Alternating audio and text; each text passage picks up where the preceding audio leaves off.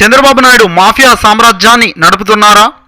YCP అధ్యక్షుడు జగన్మోహన్ రెడ్డి అవునని అంటున్నారు. చిత్తూరు జిల్లాలోని పాలమనేరు నియోజకవర్గంలో ప్రచారం సందర్భంగా జగన్ మాట్లాడుతూ తన అధికారానికి అడ్డు వస్తాడని అనుకుంటే ప్రధానమంత్రిని సైతం చంపేస్తాడంటూ సంచలన వ్యాఖ్యలు చేశారు జగన్. జన్మభూమి కమిటీల పేరుతో మాఫియాను అడ్డు పెట్టుకుని 5 ఏళ్లు రాష్ట్రాన్ని దోచేసినట్లు మండిపడ్డారాయన. తన చిన్నాయన వైఎస్ వివేకానంద రెడ్డిని చంపించింది చంద్రబాబే అంటూ తీవ్రంగా ఆరోపించారు. వాళ్లే చంపించి వాళ్లే దర్యాప్తు చేస్తూ వాళ్ళ మీడియాలోనే తమపై దుష్ప్రచారం చేస్తున్నట్లుగా జగన్ తెలిపారు.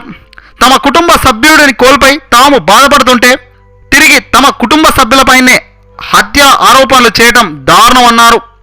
చంద్రబాబుకు మద్దతుగా నిలబడుతున్న అమ్ముడుపైన మీడియా ద్వారా తమపై దుష్ప్రచారాలు చేయడం న్యాయమేనా అంటూ ఆయన ప్రశ్నించారు.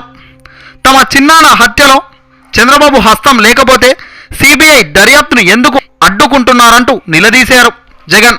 చంద్రబాబు గురించి పిల్లనిచ్చిన మామగారు ఎన్టీఆర్ మాటలు వింటే అర్థమైపోతుందన్నారు. చంద్రబాబు హయాంలో జరిగిన హత్యలన్నీ జగన్ వివరించారు. గడిచిన 5 ఏళ్లలో చంద్రబాబు పాలనలో జరిగిన అరాచకాలను వివరించారు. మొత్తానికి చంద్రబాబు సొంత జిల్లా చిత్తూరులో కీలకమైన నియోజకవర్గాల్లో పాలమనేరు కూడా ఒకటి. ఇక్కడి నుండి పిఠాయింపు ఎమ్మెల్యే అమర్నాథ్ రెడ్డి మంత్రివర్గంలో ఉన్నారు. రాబోయే ఎన్నికల్లో ఇక్కడి నుండి పోటీ చేయడం మంత్రికి ఏమాత్రం ఇష్టం లేదు. నియోజకవర్గం మారడానికి చంద్రబాబు అంగీకరించకపోవడంతో మంత్రికి వేరే దారి లేక పోటీ చేస్తున్నారు. వైసీపీ తరపున వెంకటేష్ గౌడ్ పోటీ చేస్తున్నారు.